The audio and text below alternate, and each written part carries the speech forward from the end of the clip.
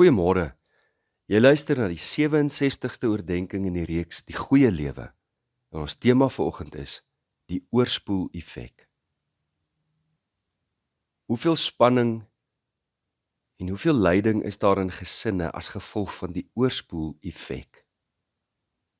Dit verwys na hoe emosies of spanning in een lewensarea, soos ons werk, oorspoel na 'n ander area, soos ons gesinslewe. 'n Stresvolle dag by die werk is iemand kort af met hulle huismense. Natuurlik kan dit ook wees dat 'n ongelukkige huweliks- of gesinslewe oorspoel na jou werk. Vanmôre praat ons oor die eerste tipe. Ek onthou 'n gesprek 'n klompie jare gelede met 'n man wat geweldige spanning by sy werk beleef het. Dit het oorgespoel na sy gesinslewe. Hoewel hy sy bes probeer het, was hy nog steeds kort af met sy huismense en half afwesig aan die etenstafel deur min te sê en min te deel. Dit het sy slaappatrone sleg beïnvloed.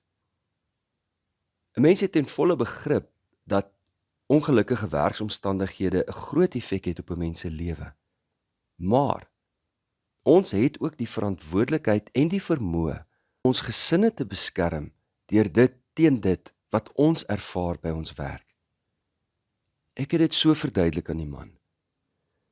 By jou werk kry jy gif van jou hande en wanneer jy by die huis kom, was jy dit in jou gesin se drinkwater. Jou werk maak slegte skuld, maar jou gesin moet die boete daarvoor betaal. Ek sê weer, 'n mens het baie begrip daarvoor, maar dit beteken nie dit is 'n goeie manier om te leef nie. Dit is nie deel van the good life nie. Ons kan baie leer by mense wat dit reg gekry het om die oorspoel-effek te stuit. 'n Man in sy aftrede vertel vir my dat hy in sy jong dae wisselvallige emosies beleef het, byna soos 'n herfswind wat by sy huis aankom. Dit oorspoel die hele huis met droë blare en koue atmosfeer. Sy gesin het nooit geweet in watter by hy daar sou aankom nie. Maar op 'n dag het hy 'n besluit geneem en vir homself 'n reël gemaak.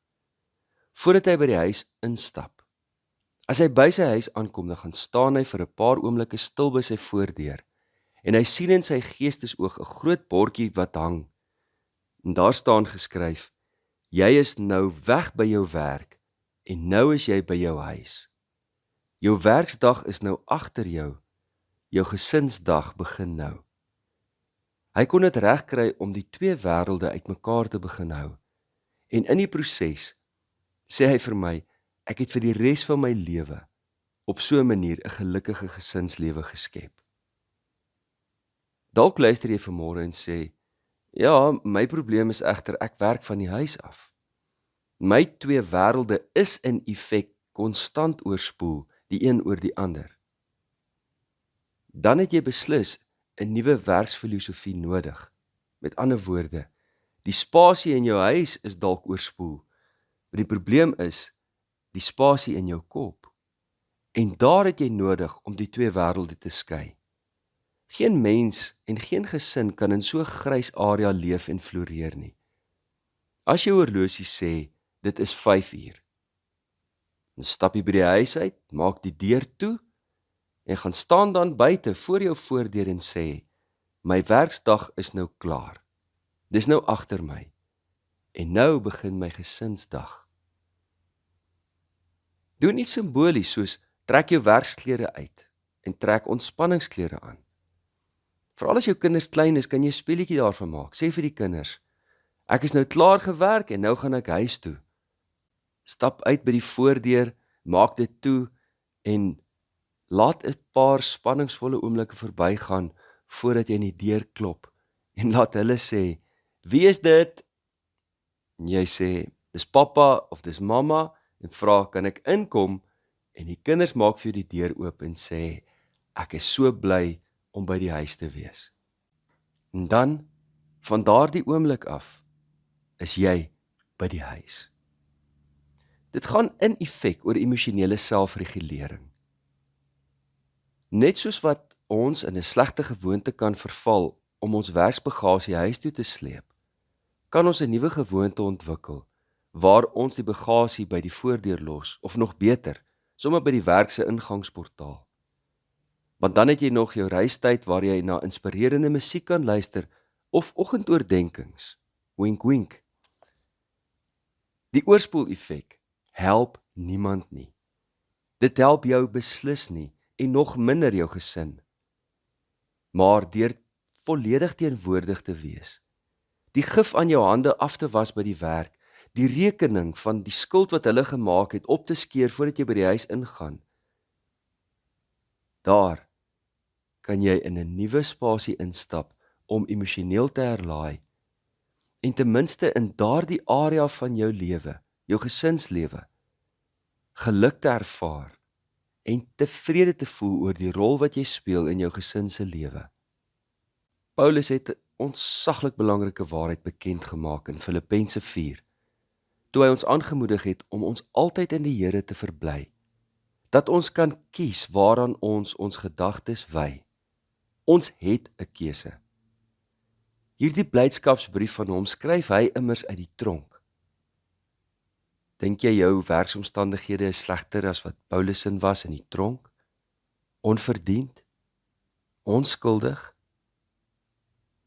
Maak Filippense 4 jou lese. Skryf dit in jou geestesoog oor jou voordeur. Of, as dit jou sal help, skryf dit op 'n kennisgewing en slaan dit vas bo jou voordeur.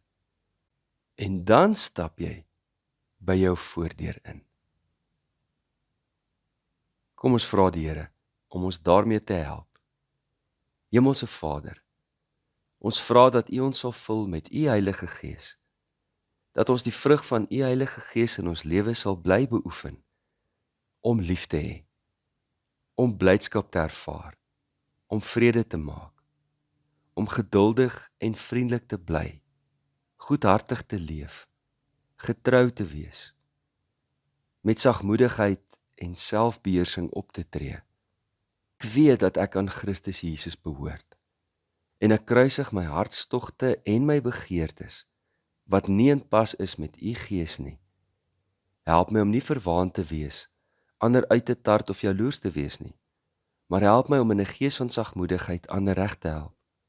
Deurgrond my siel, o Heer, dat ek ook myself blywend ondersoek, en my hart voortdurend tot U bekeer. Dit bid ek in Jesus naam. Amen. Liefde en 'n geseënde dag vir elkeen.